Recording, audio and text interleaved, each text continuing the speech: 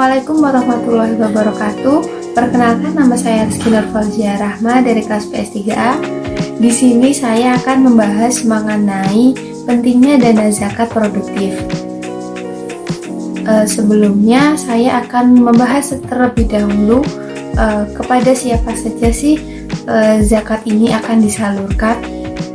Dana zakat yang telah terkumpul harus disalurkan kepada pihak yang berhak menerimanya.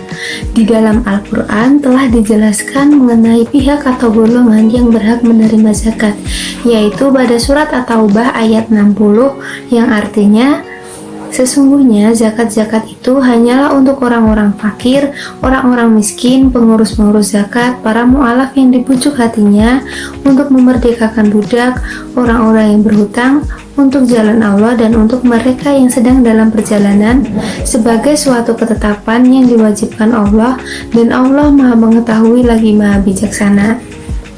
Dari ayat tersebut ada 8 kelompok yang berhak menerima zakat yang disebut dengan asnaf thamaniyah. Yang pertama yaitu ada fakir. Fakir adalah orang yang sama sekali tidak mempunyai pekerjaan atau yang memiliki pekerjaan akan tetapi tidak mampu mencukupi kebutuhan pokok sehari-harinya. Yang kedua, miskin. Miskin adalah orang yang memiliki penghasilan untuk memenuhi kebutuhan hidup akan tetapi tidak mampu memenuhi standar kelayakan hidup yang dibutuhkan. Yang ketiga, amil atau amil zakat adalah para pekerja, petugas, pengumpul, penjaga, dan pencatat zakat yang telah ditunjuk oleh pemerintah untuk menghimpun harta zakat, mencatat, mengumpulkan, menjaga hingga mendistribusikannya kepada para mustahik zakat. Yang keempat yaitu mu'alaf. Mu'alaf adalah orang-orang yang masih lemah niatnya dalam memeluk Islam. Maka seorang pemimpin perlu membujuk hatinya dengan sesuatu pemberian untuk menguatkan keislamannya. Dengan pemberian zakat itu diharapkan orang-orang yang setaraf dengannya ikut masuk Islam. Yang kelima yaitu budak atau riqab. Riqab adalah budak yang diberi kesempatan untuk memerdekakan dirinya dengan membayar ganti rugi. Yang keenam yaitu ghorim. Ghorim adalah orang yang berhutang bukan untuk keperluan maksiat atau perbuatan yang melanggar agama. Yang ketujuh yaitu fisabilillah. Fisabilillah adalah orang-orang yang berjuang di jalan Allah. Dan yang terakhir yaitu Ibnu Sabil. Ibnu Sabil adalah orang asing yang sedang menempuh perjalanan dan sudah tidak mempunyai harta atau bekal lagi untuk melanjutkan perjalanannya. Pendistribusian atau penyaluran dana zakat dapat dibedakan menjadi dua, yaitu zakat konsumtif dan zakat produktif.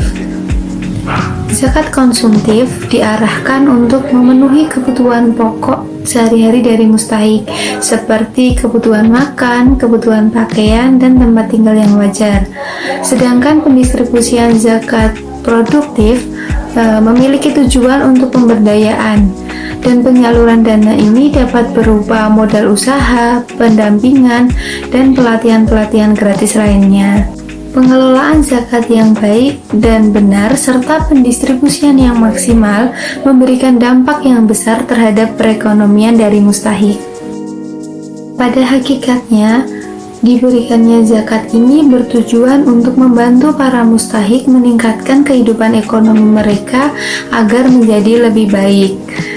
Nah, untuk mencapai tujuan ini tidak cukup hanya melalui zakat konsumsi saja, akan tetapi juga melalui zakat produktif yang diberikan berupa modal usaha agar dapat menciptakan mata pencaharian bagi para mustahik. Sehingga diharapkan para mustahik dapat keluar dari kesulitan ekonominya dan nantinya diharapkan dapat mengembangkan usahanya sehingga dapat menjadi seorang muzaki nantinya. Nah, seperti yang sudah saya singgung di awal tadi, yaitu mengenai bentuk dari pendistribusian zakat produktif ini dapat berupa modal usaha, pembinaan atau pendampingan, serta pelatihan-pelatihan gratis. Dari modal usaha yang diberikan ini diharapkan para mustahik bisa mengembangkan usahanya atau membuat usaha untuk dapat menciptakan mata pencaharian untuk memenuhi kebutuhannya serta untuk mengatasi kesulitan ekonominya. Bukan hanya pemberian modal usaha saja, tapi mustahik juga diberikan pembinaan. Dengan pembinaan tersebut, mustahik tidak hanya memahami teknik dan kemampuan dalam berwirausaha, tetapi mereka juga diberikan pemahaman dalam mengatasi berbagai masalah yang mungkin nantinya akan dihadapinya dalam menjalankan usahanya. Sehingga hal tersebut dapat mengurangi terjadinya kemungkinan kerugian dan juga kebangkrutan terhadap usaha yang dijalankan oleh mustahik. Dan yang terakhir yaitu bentuk pendistribusian zakat produktif ini berupa pelatihan-pelatihan. Contohnya seperti pelatihan otomotif ataupun pelatihan-pelatihan lainnya yang nantinya dapat menjadi bekal para mustahik untuk menjalankan usahanya.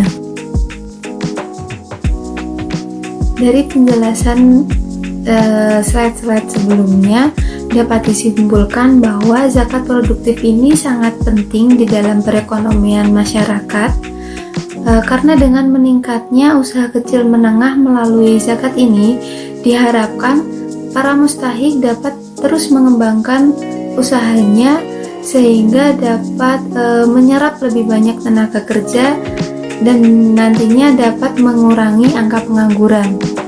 Dengan berkurangnya angka pengangguran memungkinkan untuk meningkatnya daya beli masyarakat, sehingga dengan meningkatnya daya beli masyarakat akan meningkat pula angka produksi dari suatu perekonomian.